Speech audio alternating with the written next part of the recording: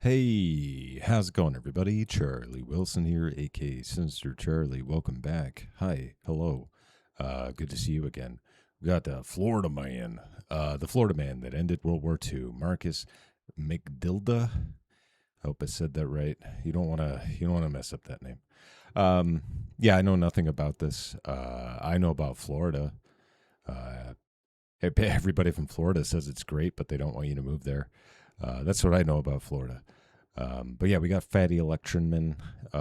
We liked it. We subscribed. You should like and just touch my subscribe button. Go on. We're almost at 10,000, so that's pretty cool. If we haven't gotten there already. Anyway, go.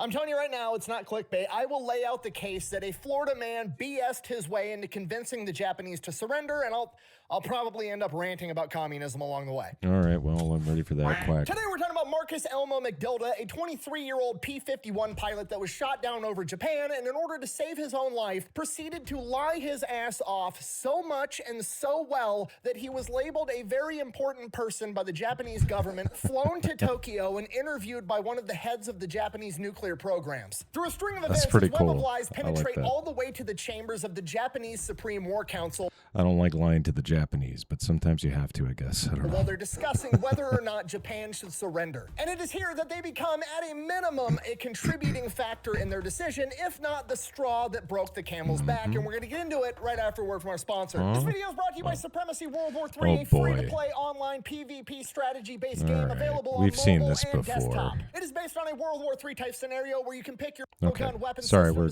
I usually sit through the ads, but we've seen this before. What? Marcus? Our story begins on August 8th, 1945, and our main character, Marcus McDilda, a 23-year-old P-51 fighter pilot from Florida, has the day off. Some of the other fighter pilots in his unit are getting ready to go out on a strafing run over Osaka, and one of these pilots, as they're all, getting ready, they're getting in the planes, he's like, I can't do this right now. I've got battle fatigue. I can't do it. At which point, Marcus McDilda makes a critical error. He commits the cardinal sin in the U.S. military. Never volunteer yourself.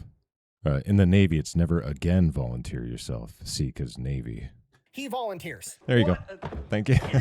So he goes, he hops in this other guy's plane. It's already fueled up, has ammo, it's ready to go. They take off on this mission over Osaka. While they're executing the mission, he gets shot down. He survives, he crash lands in the ocean. Presumably, he's floating around in the ocean for a little while. Then the Japanese roll up and pluck his ass out of the water. Now he's captured. That was fast. Okay, if you've been watching my channel for a while, or if you just know literally anything about World War II, the last people that you would want to be captured by in World War II were the Japanese. And to make things worse, it's 1945. We are at the ass end of World War II when Japanese desperation is at its peak. So not only is he now captured by the last people you want to get captured by, he's captured by the last people you want to get captured by at the worst possible time when they're at their most desperate. Okay, like I said, never volunteer for anything. Regardless, he is now captured. They make their way to... It still makes a lot more sense than the Navy because of the acronym, Sorry. Shore. Once they get to shore, they blindfold him, and they have to walk him through the city in Osaka to get to the police military headquarters. Obviously, this creates a spectacle for all the civilians on the street. Bear in mind, these same civilians are being propagandized to believe that Americans are monsters that are coming to kill Can I get that on a poster? them all, and they are highly encouraged to fight them to the death. That's awesome. Hey, rundown reference. Okay, if you're not picking up what I'm putting down, I'm trying to tell you that the mob of civilians and the MPs beat the dog shit out of him while he's blindfolded the entire way to the police station. Jesus. They get there, he gets strapped down to a chair, and the interrogation begins. The questions start off pretty much exactly how you think they would. Like, hey, you got shot down in a P-51. Tell me everything you know about the P-51. Marcus lies about everything, just making up. Whatever they want to know, he's making up a stat. He's giving them the wrong answer, but he's acting like it's the truth. Then, after he's answered all the questions they want answers to, they leave. A little bit of time goes by. He's still in the room by himself, strapped to a chair. Sure. Eventually, they come back in, and they just beat the shit out of him all I was going to say that. They probably just beat the holy dog shit out of him. over again. Then they ask him the same questions over again. And this goes on for hours. They come in, they beat the shit out of him, they ask him the same questions. They're just trying to see if he gives a different answer after an ass whooping to see if he's lying about something, to figure out how credible his answers actually are. Then they come back in and they're like, how many P-51s are stationed on Iwo Jima, which is where he took off from, and he's gonna lie, obviously, and he's gonna make that lie a greater number than there actually are because he wants to be as scary as possible to the enemy, so he says 300. Okay. At which point, the military officer pulls out an aerial reconnaissance photo showing there's only 150 P-51s on Iwo Jima, and they beat the shit out of him again for lying. Okay, they're playing mind games with him. They want to mess him up to get real information out of him. They want him thinking in the back of his head every time they ask a question, oh shit, they probably know the real answer, and if I don't tell them the truth, I'm gonna get beat again. That way, he gives them real intel. At least that's what the Japanese are trying to do with this interrogation. The problem is they're missing some context clues as to who they're fucking with, and the main one being his face. I mean, look at Marcus McDilda's face. Does that look like a face that you could trust? Absolutely not. I'm not trying to badmouth the guy, but I mean, just look at that. Come on, that is a he looks smile all right. that a toddler gives you when you're like, did you poop He's got great teeth for the 1940s, you know? your pants? And they're like, no. You're not getting in that guy's head. That guy just looks like he fucks with people for fun. Regardless, this goes on literally all day and into the night. Just like they come in, they ask questions, he lies his ass off, they come back in, they beat the shit out of him, they ask him more questions. It just keeps going and going and going for hours upon hours. And then the Japanese must think they have this guy on the ropes because the questions start getting weird and oddly specific when one of the officers comes in and says, tell me everything you know about the atomic bomb. Oh, right. Oh, yeah. And this throws a wrench in Marcus's plan because he doesn't know anything about the atomic bomb. Like, he doesn't even know enough to lie and bullshit to make it seem like he knows what he's talking about. The split cell go boom. It's pretty big boom. So he tells them the truth. I don't know anything. Okay, important context. It's nighttime on August 8th. August 6th, 2 days prior, America just nuked Hiroshima. And at this point, technically, Japan isn't even sure yet that they were Oh, this is, okay, this is like right out, okay.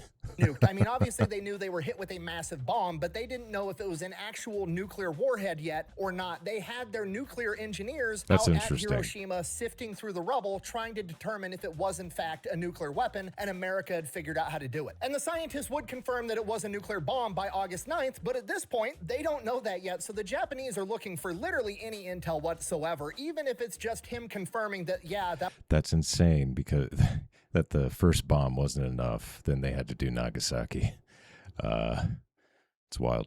It was a nuke that we dropped on Hiroshima. But the problem is, Marcus is a random-ass fighter pilot stationed on Iwo Jima, 750 miles away from Hiroshima. I just got it. He doesn't know shit. Not only does he not know anything about nuclear weapons specifically, he might not even realize that Hiroshima was hit with some new type of weapon. He might have not even heard that yet. He has no clue what they're talking about, but they just keep kicking his ass and asking him questions about the atomic bomb. Never start with the head. The victim gets all fuzzy. See? And this goes on for a while, and then eventually they come back in the room, but this time there's a different Japanese officer with them, and this guy's a general, and he's carrying a fucking katana. Okay, presumably the whole vibe is just like, now the big boss is coming in here to show the kids how it's done. He pulls this katana out, cuts open Marcus's lip, and then tells him, and I quote, if you don't tell me about the bomb, I'll personally cut your head off.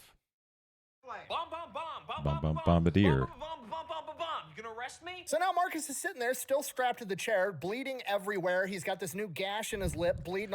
That's pretty good aim, though, from the officer with the katana. It's just the lip. That's good. All over the place, and he's like, shit, what do? I don't know anything, and they're about to cut my head off. And at this point, he has his Slumdog Millionaire moment where he just pulls every deep memory he has and concocts a giant pile of bullshit to tell this guy. He remembers one of his military buddies that everybody had nicknamed the Brain because he had a PhD in chemistry one day trying to explain the theory of Are you going to do a Walter White reference? what a nuclear weapon would look like to all the other average Joes. So he combines whatever he can remember from that conversation with just a bunch of random knowledge from whatever he remembers from taking physics and chemistry back in high school, and this is what he comes up with. This is a direct quote. As you know, when atoms are split, there's a lot of pluses and minuses released. Did I say split cells? I meant atoms. I'm an idiot. It's, you know, look at me. Well, Well, we've taken these and put them inside of a huge container and separated them with a lead shield. When the box is dropped out of a plane, we melt the lead shield and the pluses and minuses come together. When that happens, it causes a tremendous bolt of lightning and the atmosphere rolls back. It brings about a tremendous thunderclap, which knocks down everything beneath it. Okay, complete bullshit, just making it up. Like, I don't know, man, there's protons and electrons, and then we separate them, and then they come back together, and they clap together and make a lightning bolt, and then everybody's dead. That's the atomic bomb. Okay, but we got to put this into context, right? You know who else doesn't know anything about atomic bombs? Japanese. The military police that are interviewing him. On top of that, he's got a southern accent, and the military interpreter for the Japanese, I'm going to go out on a limb and say English isn't exactly his first language. You don't know that. It's two people arguing about something they know nothing about with a language barrier. Because of that, they fucking buy it. Okay. So now the Japanese think that he knows something. They keep asking more questions, assuming the intel is now correct. They're like, how big is the bomb? Marcus continues to lie his ass off. He's like, oh, fuck, big bomb, big explosion. It's got to be pretty big, right? It's like 36 feet long and 24 feet wide. That's a direct quote. That's what he tells them. And they buy it, which is insane because that doesn't even make sense. 36 feet long is like the length of a school bus, and 24 feet wide would be more than 2 school buses wide. You're not fitting that inside of a fucking plane, but whatever. Confirmation bias is a motherfucker, I guess. They believe him. They start hitting him with more questions. Does America have more than one of these bombs? And he's like, yeah, we have a bunch of them. Where's America going to use this weapon next? And he thinks for a minute. All the bombs, all great bombs, great, beautiful bombs. And then he's like, okay, what's going to sound the most scary? He ends up coming up with 2 cities, Tokyo, which is the capital, and Kaido, which is like the spiritual capital of Japan. It's got all the important landmarks and all the important like religious sites and everything else. Very important to the culture of Japan. So that's what he says. Tokyo and Kaido. Tokyo's supposed to be bombed in the next couple of days. Hearing this, the general rushes out of the room, sends a message straight to Tokyo, warning them of the impending attack, which is kind of important because you know who's in Tokyo? The Emperor and the rest of the Supreme War Council. From here, Marcus McDilda is labeled a very important person by the Japanese military and shipped to Tokyo so he can be interrogated by one of the heads of their nuclear program. You know nothing. Okay, the Supreme War Council of Japan. You have the Emperor, who's like the head of everything. He's all powerful. He has complete authority over everything. But beneath him is the Supreme War Council, the Big Six, as it's commonly referred to, which is basically the 6 people actually running Japan. It's comprised of the Prime Minister, the Minister of Foreign Affairs, the Minister of the Army, the Minister of the Navy, the Joint Chief of the Army, and the Joint Chief of the Navy. And right now, at the same moment that Marcus McDilda is getting interrogated in Osaka and or in transit on his way to Tokyo, they are having a meeting in an underground bunker deciding whether or not Japan should surrender, and if so, what are the terms going to be? So right now, it's August 9th, 1945, and they've pretty much been in this meeting only stopping to eat and sleep since Hiroshima was bombed on August 6th. Now, the Big Six at this point in time is divided on whether or not they should surrender, and the reason for that is they don't even know for sure that it was a nuclear bomb that hit Hiroshima. They haven't heard back from the scientists. You know what's crazy? More people died in the fire bombings that they did in like Tokyo and stuff. It's crazy. Anyway. Yeah. Sorry. Then they hear back from the scientists that it was in fact a nuclear bomb that hit Hiroshima, at which point the conversation shifts from, okay, it was a nuclear bomb, but surely America only has one because they have a nuclear program. They knew how incredibly hard it was to get enriched uranium to be able to make nuclear warheads. So even though America was able to make one, surely they weren't able to make 2, let alone more. So half of the Supreme War Council's attitude is, we've already weathered the storm, let's just stay in the fight. And then the bad news just keeps rolling in for the Supreme War Council. They get word that a couple of hours ago, right after midnight on August 9th, the USSR invaded Manchuria. And then shortly after that, they get word that an American P-51 pilot was shot down over Osaka and interrogated, and apparently knows all kinds of stuff about the nuclear program, and he says that America has a ton of nuclear bombs and they're going to be nuking Tokyo next. All right. After hearing this, half the War Council is still not convinced. They refuse to believe that America has multiple nuclear weapons, let alone enough to win the war against Japan. The primary guy pushing for this is the Chief of the Navy's General Staff, Admiral Toyota. So they're in there, they're arguing, they're going back and forth for hours, like, what if this guy's telling the truth? This guy's not telling the truth. And then somebody else walks in with more intel. America just dropped an atomic bomb on Nagasaki, and everybody presumably just kind of looks at Admiral Toyota like, Apparently they have more. And apparently the next one's hitting Tokyo, which is where we're at. At this point, the conversation shifts from whether or not we're going to surrender to how we're going to surrender. And again, they're split pretty much down the middle. All the people that were against surrendering are now okay with surrendering, but they have 4 conditions. And those conditions are: the emperor has to remain in power, all the Japanese military that's overseas has to be de-armed and demobilized by Japan and no one else. All Japanese war criminals have to be taken to trial and punished by Japan, not an international council or any other country. And there will be no occupation of mainland Japan. Basically, they just want to throw their hands up in the air and be like, okay, the war's over, everybody go home. Nah, I don't think so about that. I don't know.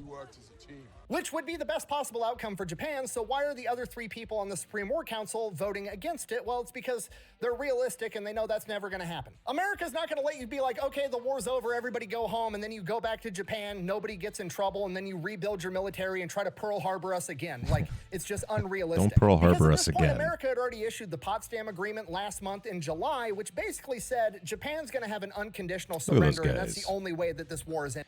Winston Churchill is so drunk right now. So the other 3 people on the Supreme War Council are advocating instead of having 4 conditions, which is completely unrealistic, they just want 1 condition, and that is the condition that the emperor remains in power, because the emperor at this point of time is both the spiritual and the government leader. He's basically the son of a god leading Japan. Like, if Japan loses the emperor, they lose their entire cultural identity. He's very important to the Japanese people as a whole, so that's what they want. If they could get that, that would be good enough. But the other 3 aren't going for it. The debate goes on all day long. It is complete gridlock, and by 2 a.m. on August 10th, 1945, they finally have to call in the emperor to break the tie. And he votes on the 1 condition surrender, that he remains in power. Who saw that coming?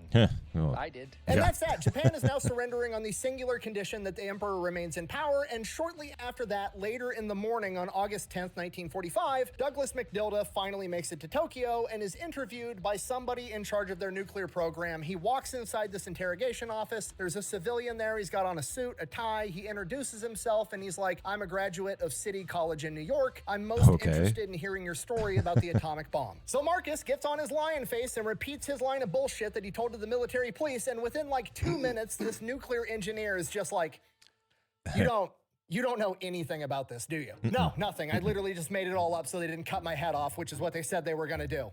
Yeah. Good point. Yeah, that makes sense. From here, according to all the documentation that we have, they then proceeded to have a civil, friendly conversation for a little while, and then he got sent to a different jail cell where he never got his ass beat again. The dude is just, that's nice. He maxed out the charisma skill tree, okay? So now the Japanese know that this guy was full of shit, or at least he doesn't actually understand how nuclear fission works, which, you know, for a fighter pilot, that would make sense. But he was right about America having more bombs because they just bombed Nagasaki, and he could be right that America has even more, and they're gonna be bombing Tokyo tomorrow, which is what he said, so it doesn't change their decision to surrender. They still are willing to surrender to the American government. On August 12th, the American government comes back to their 1 condition surrender and says, no, it's going to be an unconditional surrender. To which the Empire of Japan agrees, and by August 15th, 1945, Emperor Hirohito briefs the Japanese people over radio waves where he tells them that Japan is having an unconditional surrender because, and I quote, a new and utmost cruel it's bomb. Very cruel. The real reason that Japan surrendered was actually because the USSR invaded Manchuria. I thought he was going to talk about communism. Probably right here. Oh my God, I hate this stupid commie talking point. You know Okay. I got time today, actually. All right. Oh, boy. Yes, Einstein. If you're communist, plug your ears. Or, like, I don't know, get over it, I guess. I don't know. Japan, the one military in World War II that was world-renowned for never giving up, fighting till the bitter end, and be willing to die rather than dishonor themselves on the battlefield, surrendered their entire country because the USSR invaded, let me check my notes, northeastern China, 1,200 miles away from mainland Japan. Makes perfect fucking sense, especially when you take into consideration there's an ocean in between China and Japan, and the USSR doesn't have a fucking navy to move their troops. What's wrong? Can't swim. What? Now, to be intellectually honest, there was in fact a plan on how the USSR was going to move their troops from China into mainland Japan should it come to that, but that was Operation Hula, where the United States Navy was going to ferry your asses across the ocean, and you're not going to be willing to admit that because the entire reason you like this talking point is so you can show America bad. Yeah, I didn't know any of this. Communism good. I still get sad looking at But that. it actually was because of the shock factor, because the Soviet Union and Japan had a non-aggression pact, so they had no idea that this attack was coming. But I'm not done yet. okay, first of all, having a non-aggression pact with one of the worst actors in World War II isn't the flex that you think it is. Kind of like you had a non-aggression pact and a secret agreement with Nazi Germany to invade Poland, and then people are like, no, they didn't invade Poland together. It wasn't planned. They just both conveniently did it at the same time and then threw a fucking victory parade together after they conquered the entire fucking country. Isn't the flex that you think it is. Show the pictures of the Nazis and the Soviet Union having a victory parade together in Poland, please. Thank you. You're Okay. welcome. Secondly, they Okay. absolutely knew it was coming because the Soviet Union denounced the Japanese USSR non-aggression pact on April 5th, 1945, 3 months fucking prior, and it doesn't take a rocket scientist to figure out when somebody goes, hey, remember that agreement we had to never ever fight? Yeah, that's off. Yeah, shocking that they would attack you right after doing that. I know, I bet everybody was surprised. Oh, fuck. I Can't can't believe you you've done done this. With that being the case, if they surrendered exclusively because of the USSR, why didn't they just surrender back in April? Better yet, why didn't they surrender between the 11-hour gap between Manchuria getting invaded and the second bomb hitting Nagasaki? How come the Emperor had to come in and break a tie like 24 hours later, even after the second bombing at Nagasaki? Okay, if you want to say the USSR was part of their decision to surrender, sure, absolutely, I'm right there with you. It was definitely an added factor on top of the sun rising multiple times a day on several occasions, for sure. But the main reason was the fact that America figured out how to drop a fucking star out of an airplane. Saying stupid shit like Japan didn't surrender because of nuclear bombs, they actually surrendered because of the USSR invading Manchuria, is like saying, oh, my cousin Ronnie had the flu and then he died. Oh, really? Your cousin Ronnie died from the flu? Yeah, for sure. It was also the car wreck when he careened off a cliff. No, your cousin Ronnie died in a fucking car wreck. He also had the flu, okay? It might have been a small contributing factor. It's not what we're writing down on the death certificate. Okay, and here's the dumbest part. Let's just say that you're right. For the sake of argument, you're not right, but let's just say that you are, and Japan actually surrendered because the USSR invaded northeastern China 1,200 miles away from their mainland. Let's just say that's what actually happened, okay? Even if that were true, it's still America's fault because the USSR wouldn't have survived till 1945 if it wasn't for Lend-Lease, and that's not according to me, that's according to Joseph Stalin, the leader of the USSR. When he if he said, said and it. I quote, the most important things in war are machines. The United States is a country of machines. Without the machines we received through Lend-Lease, we would have lost the war. So take your stupid America bad revisionist history commie talking points and shove them up your ass. I'm sorry, I'm Alrighty getting then. horrifically sidetracked. I know there's a lot of normal people that are watching this like, oh, surely the fat electrician's being dramatic. There's not a significant portion of people that actually believe that. Trust me, there are. I didn't They'll even be know in the that. comments down below. They're in comments all over the internet. All right, well, if you're in my comments, at least like the video. They're absolutely Yay, communism. everywhere. I promise you they're real. Look, I'm wearing not red. making it up. Anyways. Almost lost my cool there. Florida man. August 15th, 1945, the Emperor gives his speech. He announces that Japan is surrendering. That doesn't become official on paper and signed until September 2nd, but pretty much from the moment he made that announcement, effectively all tensions ceased. The war was over. Because of that, Marcus McDilda is released from his internment camp on August 30th, 1945. He then has to go to trial to testify against Japanese war criminals Oh, because okay. the original internment camp Thought they were like, screw you.